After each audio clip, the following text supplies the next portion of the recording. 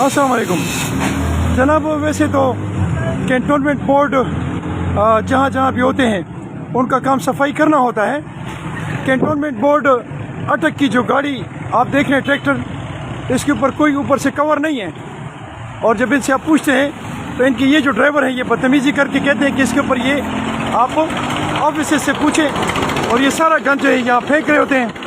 پورا area in کی وجہ سے صاف نہیں بلکہ گندا ہو رہا ہے.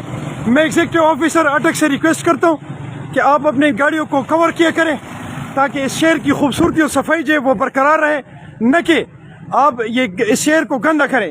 آپ کا کام ہے اس شہر کی صفائی، نہ کہ اس کو گندا کرنا. اس کے علاوہ آپ کے جتنے بھی اہلکار ہیں ان کو تھوڑا بتائیں کہ آپ جس بندے سے بھی بات کریں تھوڑا سا تمیز کے دائرے کے اندر کیا کریں. اگر آپ کے پاس فنڈز کی کمی ہے، آپ اوپر سے اس کو کور نہیں کر سکتے، تو آپ کے پاس بدتمیزی کا جو رویہ ہے وہ بھی تھوڑا سا کم ہونا چاہیے. السلام علیکم ورحمۃ اللہ.